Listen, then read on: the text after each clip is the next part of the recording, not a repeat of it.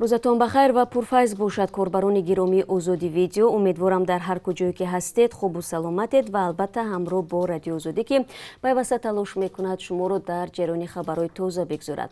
соат бо вақти Прага 10, бо вақти Москав 12 ва душанбе бошад 14 аст ва ман Шалои Гулхоҷа чун ҳамеша дар хизмати шумо азизон қарор дорам.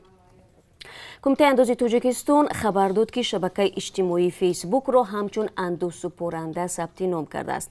Бар асоси тағйирот ба кодекси андоз ки аз моҳи январ ба иҷро даромад, ширкатҳое ки ба шаҳрвандони Тоҷикистон хадамоти пулакии интернетӣ мерасонанд, ӯҳдадор мешаванд аз даромади худ 18% андози арзиши иловашуда супоранд. Дафтари матбуоти Кумитаи андоз дар хабарномааш гуфт, ширкати Фейсбук худро тавассути сомонаи расмии андоз TJ ҳамчун супорандаи андоз аз хизматрасониҳои электронӣ ки аз ҷониби шахсони хориҷӣ анҷом дода мешаванд ба қайд гирифт. Ширкати Фейсбук ё намояндагиҳои он дар бораи сабти ном шудан дар Кумитаи андоз расман хабаре надоданд. Бояд гуфт ки Фейсбук яке аз маҳбубтарин шабакаҳои иҷтимоӣ дар Тоҷикистон аст ки ҳазорҳо корбари доимӣ дорад. ва дар шеваи андозитонӣ аз Фейсбук, Гугл ва ширкатҳои азими дигари мухобиротӣ Тоҷикистон ба таҷрибаи Русия, Испания ва Узбекистон такя кардааст. Аммо дар қиёс бо ин кишварҳо бозори дохилии Тоҷикистон ниҳоят хурд ва қобилияти харидории мардум хеле паст мебошад.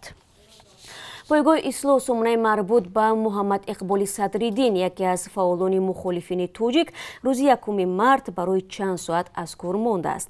Дар ин сомона матлабҳои тунду бепарда бар зидди мансабдорони тоҷик нашр мешавад.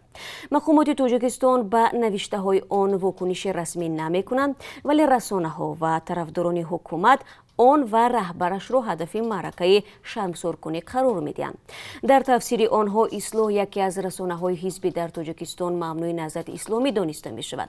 Муҳаммад Иқболи Садриддин рӯзи 2 март ба радиои озодӣ гуфт, сомона мавриди ҳамлаи рахнагарон қарор гирифт, аммо дубора барқарор карда шуд. Вай иддао дорад ки ҳамла аз тарафи мақомоти Тоҷикистон аст. масъули ислоҳафзуд бори панҷум мешавад ки сомонааш мавриди ҳамлаи рахнагарон қарор мегирад. мақомоти Тоҷикистон ҳамла ба сомонаи фаъоли мухолифинро тасдиқ ё рад накарданд. худи Муҳаммад Иқболи Садриддин солҳои охир дар Аврупо зиндагӣ мекунад. дӯстони кулли Тоҷикистон соли гузашта ӯро ба қаллобӣ ба миқдори бузург муттаҳам кард. худи вай ин иттиҳомро сохта ва дорои ангезаи сиёсӣ донисту ба фушкориҳояш дар бораи мансабдорони тоҷик рабт дод.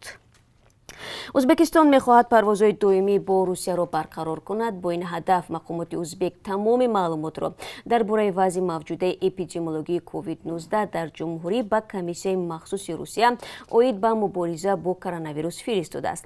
вазири нақлиёти Узбекистон мегӯяд, онҳо умедворанд дар моҳҳои марту апрел посухи мусбати Русияро дар мавриди азсаргирии парвозҳои мунтазам дарёфт намоянд. дар ҳамин ҳол Тоҷикистон аз тобистони соли гузашта мунтазири ризояти Русия барои барқарор намудани парвозҳои мунтазам аст. қатъи рафтои доимӣ сабаб шудааст даҳҳо ҳазор шаҳрванди Тоҷикистон ки ба Русия барои кор мерафтанд, аз ин имкон маҳрум шаванд. ягона ширкате ки ба Русия парвоз анҷом медиҳад ширкати хусусии Somon Air аст ва мусофирон шикоят мекунанд ки бо сӯистифода аз ночориву интихоби дигар надоштани муҳоҷирон қимати билетҳояшро бисёр боло бурдааст. Somon Air мегӯяд харҷи парвози чартерӣ ҳамеша баландтар аз харҷи парвозҳои маъмулӣ аст ва иддаои муҳоҷирон асос надорад. зимнан бинандагони азиз, ҳамин ҳоло як хабар расид ки ширкати русиягии Техстрой дар пайи баста будани марзҳо ва нарасидани қувваи корӣ ба ҷустуҷӯи қувваи корӣ ба Тоҷикистон омадааст. намояндагони хадамоти муҳоҷират дар вилояти Суғ дар суҳбат бо радиои озодӣ гуфтанд, ин ширкат дар шаҳри Москав фаъолият мебарад ва ба сохтани иншооту биноҳо машғул мебошад. масъулони ширкат бо номаи расмӣ ба бурдани қувваи корӣ дар чанд моҳи пеш муроҷиат карда буданд ва дар пайи мувофиқа ҳоло طبق кастинг коргаронро интихоб мекунанд.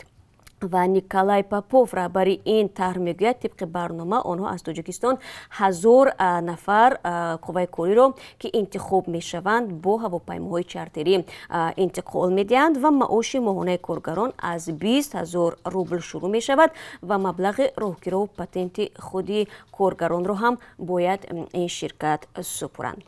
خب بینندگان عزیز، ما در این باره گزارش مفصل خواهیم داشت که در برنامه‌های بعدی خبری رادیو آزادی تقدیم شما خواهیم کرد.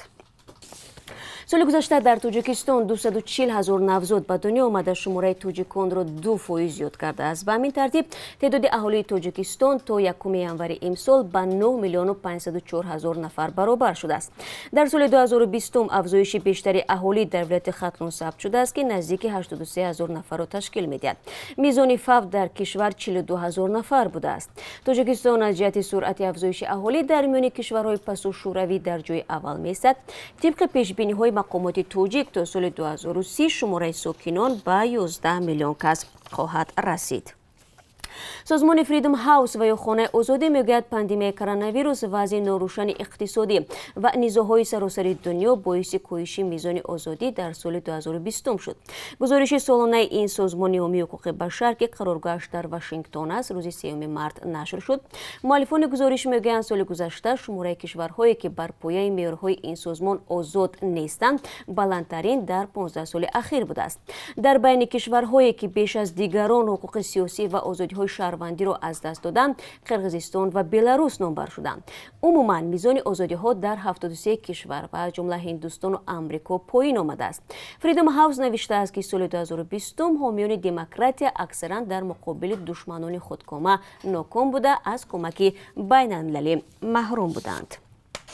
اویستا می نویسد که در یک سال گذشته در برابر واردات روغنی رستنی به تاجیکستان نرخ آن افزوده است. بنا به اطلاع خدمات گمرکی کشور در سال 2020 به مبلغ بیش از 89 میلیون دلار 102 تن روغن رستنی به تاجیکستان آورده شده است. این رقم در نسبت سال 2019 1.3 تن بیشتر بوده است. در همین حال واردات شکر در همین دوره برعکس کاهش یافته است. سال گذشته از خارجه به مبلغ 57 میلیون دلار زیاده از 114,000 تن شکر خریداری شده است که 18,000 تن کمتر می باشد. در 12 ماه گذشته نرخ این دو محصولات نیازی اولی ساکنان در کشور بالا رفت. به عنوان مثال قیمت 5 لیتر روغن الین که استحصال روسیه است از 62 سومونی به 95 سومونی رسید.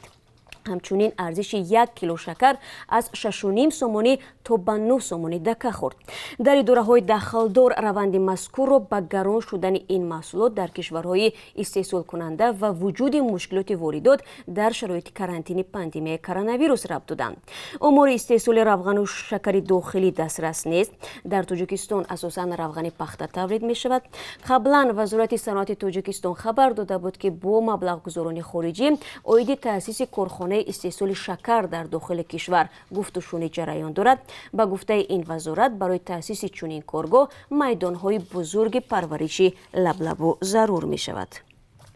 روز 2 مارس پرزیدنت آمریکا جو بایدن اعلان کرد که کشورش 2 ماه پیش از نقشه یعنی در ماه می واکسن ضد کووید 19 را به مقدار ضروری امگذرانی برای هر یک فردی به بلاغت رسیده را در اختیار خواهد داشت. آخر هفته گذشته در آمریکا برای استفاده واکسن سوم تصدیق شد. واکسن جانسون جانسون از یک مرحله و یا امگذرانی یک دفعه عبارت است. خودمان بهداشتی هشدار می‌دهند که آمریکا با موج نوی سرایت روبرو می‌باشد، زیرا بعضی ایالت‌ها منتظر تکمیل شدن امگذرانی نیستند و محدودیت را از بین بردند. روز 2 مارس ایالت تگزاس اعلان کرد که از این به بعد پوشیدن نقاب طبی مجبوری نیست. دوستان عزیز، تعدادی از شما هفته‌های اخیر درباره جزئیات خدمت آلترناتیوی حربی در تاجیکستان می‌پرسید که اول سال جاری در قانون وارد کرده شد. قانون سربازی به اجرا درآمد، اما تا هنوز اندازه پولی که برای نوی خدمت باید پرداخت شود انیخ نگردیده است. ولی مسئولان علاقه به دانشجویان نرخ خدمت آلترناتیوی را اعلان کردند که چند سومونی می شود. تفصیلات را در برنامه خبری بعد از 3 ساعت منتظر باشید. و تاجیکستان در ماه ینوری سال جاری به مبلغ 3.3 میلیون دلار کمک بشردوستانه دریافت کرده است. بر پایه معلومات آژانسی امور این یاری‌ها از 26 کشور جهان رسانیده شده. یاری از همه بیشتر را در جمهوری چین به تاجیکستان رساندند که بیش از 38% این کمک را تشکیل می‌دهد. همچنین در این رویخط روسیه، هندوستان، بریتانیای کبیر، آلمان، فرانسه و آمریکا نیز جای دارند. سال گذشته چین به تاجیکستان به مبلغ 21 миллион доллар ёрии башардӯстона расонда аст. дар тӯли 10 солаи ахир чин шарики асосии тиҷоративу иқтисодӣ гардид ки дар соҳаи сармоягузорӣ ба иқтисоди тоҷикистон ва инчунин додани қарзҳои имтиёзнок мақоми пешсафро ишғол кардааст. ғайр аз ин чин яке аз 3 шарики асосии тиҷорати тоҷикистон буда аз рӯи ҳаҷми мубодилот пас аз русия ва қазоқистон дар ҷойи аввал қарор гирифтааст. ва бинандагони азиз, чун ҳамеша дар поёни суҳбат барои шумо аз қурби асъори хориҷӣ маълумот медиҳам. Бонки миллӣ нархи $1 имрӯз 11 сомониву 30 дирам ва 1 евроро 13 сомониву 59 дирам таъин кардааст. имрӯз 3 март 1000 рубли русӣ 152 сомониву 20 дирам нархгузорӣ шудааст ки нисбати дирӯз 50 дирам камтар мебошад. Бинандагони азиз, ман шуморо бо хабарҳои нав дар барнома мунтазир хоҳам буд. ёдатон наравад 3 соат пас дар ҳамин ҷо пахш мешавад. то он дам рӯзи хуб ва серборӣ дошта бошед.